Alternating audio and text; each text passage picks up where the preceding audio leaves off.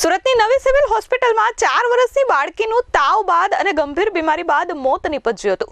પરિવારજનોએ ડોક્ટરની બેદરકારીનો આક્ષેપ લગાવ્યો હતો, જ્યારે ડોક્ટરોએ કહ્યું કે બાળકી જ્યારે હોસ્પિટલમાં આવી તે પહેલાથી જ ગંભીર હાલતમાં હતી।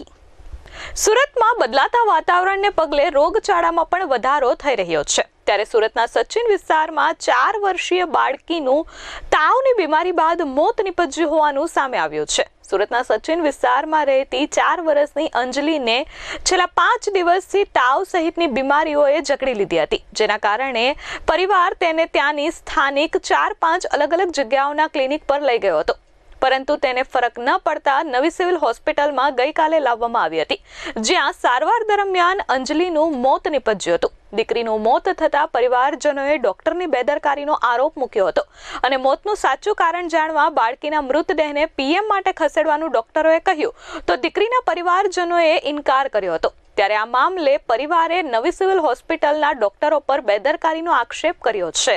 बच्चे का कैसे मौत हुआ ऐसा था, हमारा बच्चे को हम अपना दवाई किया था, उसका बुखार था उसको और उसके पैर में ऐसा दिक्कत था कि वो चल नहीं पा रही थी एक पैर से, बस उसको आज एक ही दिन में हुआ था पैर में, बस उसको और कोई दिक्कत नहीं। उसका ट्रीटमेंट वहाँ पे चल रहा था हमारे गाँव, वहाँ पे बर्फ़ फैक्ट्री में। उसको यहाँ पे लेके आए थे उसके पैर के लिए कि उसका पैर ठीक हो जाएगा, क्योंकि इतना यहाँ पर लेके आए थे तो ये लोग बोल रहे थे कि तुम्हारा बच्चा बहुत सीरियस है। हमने बोला कि देखो सीरियस नहीं है, क्योंकि हम नॉर्मल लेके आए हैं। जब हम अपना रूम पर रख रहे थे तो खूब अच्छा था, हमसे यहाँ पे लेके आए तो बोल रही थी, 11 बजे तक हमसे बात किया है। फिर उसके बाद फिर 11 बजे इन लोगों ने भर्ती किया तो इन लोगों ने बोला है मेरे घर वाले से कि आपको जाना पड़ेगा 1 किलो दूर तो जांच कराने के लिए। तो ये बोले थे इतना दूर मैं अकेला जाऊंगा कि हाँ आपको जाना पड़ेगा आपके बच्चे के लिए। चले गए हैं तो फिर उसके 15-20 मिनट बाद डॉक्टर मेरे को बोला है कि आपके बच्चे की सीरियस ज़्यादा हालत है, आप जा सकती हो बाहर। तो मैंने कही नहीं, मेरे को मेरे बच्चे के पास छोड़ दो। तो बोले थे कि अभी थोड़ी देर में मिल लेना, अभी जा सकती हो। हमको ये लगता है कि वो जो किया है का पहले मेरे घर वाले को भेजा, फिर मेरे को भेजा, फिर वहाँ पे डॉक्टर का अजीब मिलना, वो सब हमको कन्फ्यूज लग रहा है। આ આક્ષેપ મામલે આસિસ્ટન્ટ પ્રોફેસર ડોક્ટર સૌમ્યા ઝવેરીએ નિવેદન આપ્યું છે। તેમણે કહ્યું કે 7 નવેમ્બરના રોજ રાત્રે 8:30 વાગ્યે દીકરીને સિવિલ હોસ્પિટલ લવાઈ હતી। બાળકીની તબિયત વધારે ખરાબ હોવાથી વેન્ટિલેટર પર ટ્રીટમેન્ટ શરૂ કરાઈ હતી। શ્વાસ લેવામાં તકલીફ, છેલ્લા 5 દિવસથી વધુ તાવ અને શરીર પર ચાકઠા પડ્યા હતા। અગાઉ નાના ક્લિનિક પર તેની ટ્રીટમેન્ટ કરાવવામાં આવી હતી। ડોક્ટર દ્વારા પ્રિસ્ક્રિપ્શન વગર સારવાર કરવામાં આવતી હતી। ટ્રીટમેન્ટ દરમિયાન જાણવા મળ્યું કે બાળકીના આખા શરીરમાં ઇન્ફેક્શન ફેલાઈ ગયું છે। રિપોર્ટમાં સામે આવ્યું કે બાળકીને ફેફસા, કિડની, લીવર તેમજ બ્રેઇનમાં ઇન્ફેક્શનના કારણે તકલીફ હતી। 10:30 વાગ્યે બાળકીની હાલત વધારે ગંભીર થતા CPR પણ આપવામાં આવ્યું હતું। CPRના કારણે હાર્ટબીટ શરૂ થઈ અને 1 કલાક બાદ ફરી વખત હૃદય બંધ પડ્યું હતું। ત્યારબાદ બાળકીને બચાવવાના તમામ પ્રયાસ થયા, પરંતુ વધુ એક વખત માઇનોર હાર્ટબીટ શરૂ થઈ અને બાળકી રિકવરી મોડમાં આવી ન હતી અને દરેક પરિસ્થિતિની જાણ તેના માતા-પિતાને કરવામાં આવી હતી। મારું નામ ડૉક્ટર સૌમ્યા ઝવેરી છે। હું અહીંયા પીડિયાટ્રિક્સ ડિપાર્ટમેન્ટ સિવિલ હોસ્પિટલમાં અસિસ્ટન્ટ પ્રોફેસર તરીકે છું।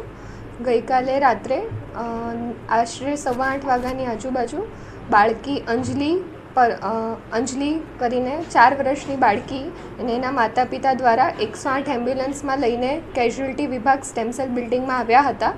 જ્યારે બાળકીની તપાસ ત્યાં હાજર પીડિયાટ્રિક રેસિડેન્ટે કરી હતી, તેની હાલત અત્યંત ગંભીર હતી। બાળકીને શ્વાસ બહુ જ વધારે ચાલતું હતું।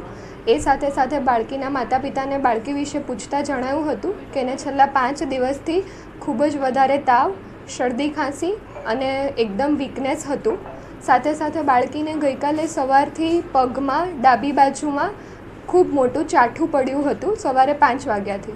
5 દિવસથી છેલ્લા બાળકીને એના માતા પિતા દ્વારા લોકલ ક્લિનિકમાં સારવાર લેવામાં આવતી હતી, પણ એનું કોઈ પણ દવાની બોટલ કે પરચી કે કશું એમના પાસે હતું નહીં। બાળકને તાત્કાલિક વેન્ટિલેટર પર મૂકવાની જરૂર હતી। જેવું બાળકીને શ્વાસ નળીમાં નળી નાખવી, જે કે વેન્ટિલેટરની પ્રક્રિયા છે, એ કર્યું ત્યારે તરત જ બાળકને ફેફસામાંથી ખૂબ જ વધારે પ્રમાણમાં લોહી વહેવા લાગ્યું હતું। એ વસ્તુ પણ આ બધી બાળકીની સ્થિતિ દર્શાવે છે કે બાળકને ખૂબ જ વધારે ચેપનું પ્રમાણ શરીરમાં હતું। બાળકને આઈસીયુમાં રાત્રે 9:09 દાખલ કરવામાં આવી હતી. ત્યારબાદ બાળકીના લોહીના રિપોર્ટ, ચેસ્ટ એક્સરે બધું કરવામાં આવ્યું હતું. તેમાં પણ બાળકીને દરેક અંગમાં તકલીફ હતી. દરેક રિપોર્ટ બાળકીનો ખરાબ આવતો હતો. સાથે સાથે એક્સરે પણ બાળકીનો કમ્પ્લીટ ARDSનું પિક્ચર હતું. તેમ છતાં 10:30 વાગ્યે બાળકીને પ્રથમ વખત એનું હૃદય બંધ થઈ ગયું હતું. તો જે CPRની પ્રક્રિયા છે એ ચાલુ કરી દેવામાં આવી હતી. કન્ટિન્યુઅસ 10:30 વાગ્યાથી બાળકીને CPR આપતા હતા, પણ એનું હૃદય સ્ટાર્ટ નહોતું થતું અને રાત્રે 1 વાગે કમ્પ્લીટલી બાળકીનું મૃત્યુ થયું હતું. એ વસ્તુ માતા પિતાને સમજાવી હતી. દરેક વખતે માતા પિતાને સમજાવવામાં આવતું હતું, પણ એ લોકો એ વસ્તુ માની નહોતા રહ્યા. મુન્ના મલબારી, S24 ન્યૂઝ, સુરત.